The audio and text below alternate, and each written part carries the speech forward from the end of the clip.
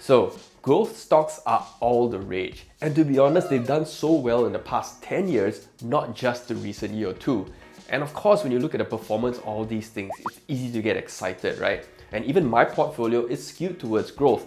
So I'm not some kind of value investor that's trying to throw shade on the entire category of them. So as somebody who's been in the markets for more than 10 years, one thing I've realized is when there is too much hype, it is the time to get worried. So in this video, I'll show you my research on why I think it could be risky to go all in on just a few big US growth stock names. What's up guys, it's Sunmin and welcome back to Your Money Game, the show where we'll get better with saving, spending and investing. So let's dive into the growth of growth itself. And like I mentioned, in the past 10 plus years, you've seen the meteoric rise of growth stocks, particularly with large cap growth stocks. As you can see with these charts, large cap growth has really outperformed the market as a whole, even the SPY. And on top of that, if you compare it next to value, that's exactly where it gets a bit scary if you've been a traditional value investor all this time. Where it gets even more interesting is you take out the top 5 stocks from the S&P 500 and you look at it in the recent years. Where your mind can get blown is when I start including Tesla in this chart, which is where you can see the crazy outperformance that this one stock has over the rest of the entire market. So, as an investor, it's actually very normal to ask yourself this question. Hey, why don't I just buy the top 5 stocks of the S&P 500 and just hold that? Or you could ask yourself, why don't I just go all in on Tesla, right? Because clearly they're performing. And on top of that, if you Google up Tesla valuations, you will see plenty of analysis that talks about how the future of Tesla is so bright and it's only going to be a multi-trillion-dollar company. So here's what I found which is preventing me from making such extreme moves. The first point is that the top 5 stocks of the S&P 500 today does not mean that they will be the top 5 stocks of S&P 500 in the future. I found this interesting site which shows you just how much the top 5 names of the S&P 500 have changed over the years. Just because you bought the top 5 today and you're having this mindset of, yeah, I'm just going to buy them and hold them, it does not mean that they will return to you the same type of returns over the long term. Next is that when you concentrate your portfolio in a very few names, you have to undergo this thing called single stock risk. So as an example, I'm going to pull up the chart of AT&T, which was a huge growth stock back in its day. And that's in the 90s before probably you and me started investing. Wow. As you can see, there was a huge period of outperformance, but at some point in time, the index itself caught up, and over the long term, it didn't really perform as well as a lot of people thought it would. And you might be thinking to yourself that, hey, Sunmin, you're just cherry picking, right? No!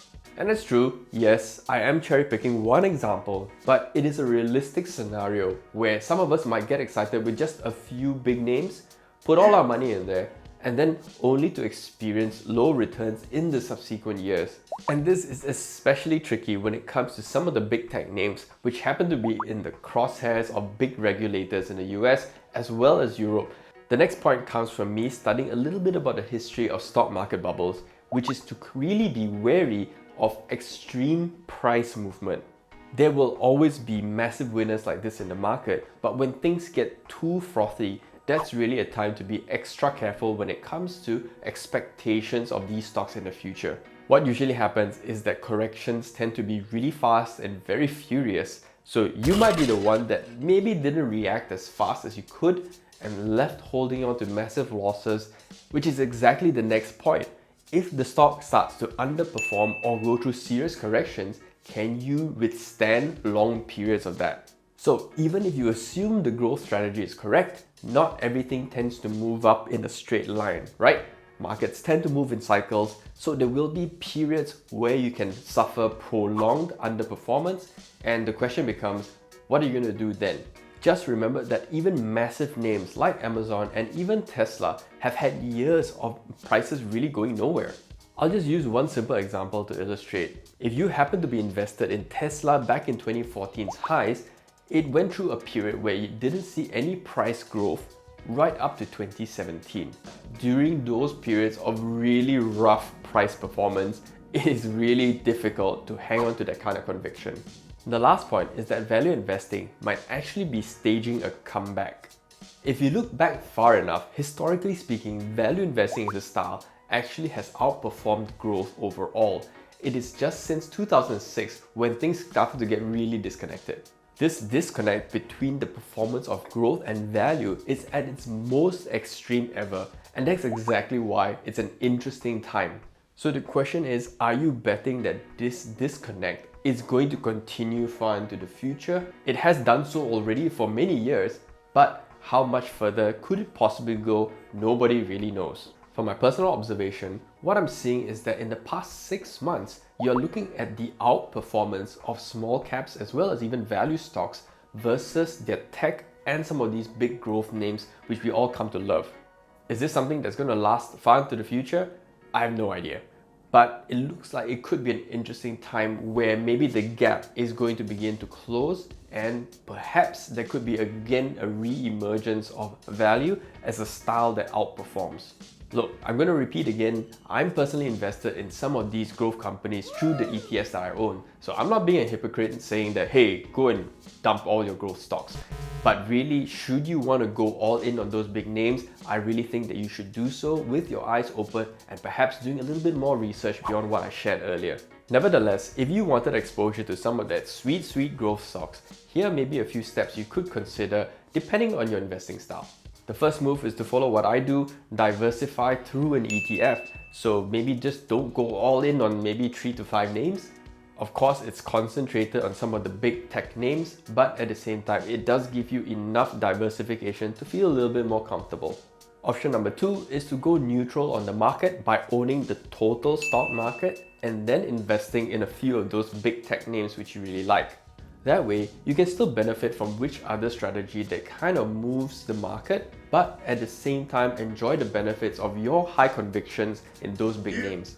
The final suggestion is that if you decide to YOLO, go all in on some of those big names, you should do so with a lot of caution, but specifically start to build your own rules. And those rules can be a mix of different things. For example, using a maximum dollar value loss. So that way, maybe you want to set a downside of how much you're willing to lose before you tap out and say, look, I have enough of this stock. So you can set that through a stop loss order that you kind of key into your broker and maybe just have it as good to last. So that way, it's always going to be there, and should the markets move and you're not paying attention, you're at least stopped out at that specific limit point. It could be using a fundamental metric, for example, like revenue growth. And if you're seeing revenue growth slow down beyond a threshold where you feel that, hey, this is not cool, maybe that's the point where you exit that stock. And the final type of rules is my personal approach, which is to use more technical oriented indicators. And that could be a mixture of different trend lines, support lines, and maybe even moving averages. But that's something that it's very personal and it's really up to you to set when that limit is. So even though I might be preaching a lot of safety first, at the end of the day, it's your money game. So regardless of which route you choose to take, all the best to you. So I hope you guys found this useful. If you did, I would really appreciate your support in hitting that like, subscribe, as well as that bell button, because I'll be back again next Sunday with a brand new video. And until then, you take care and keep playing your own game.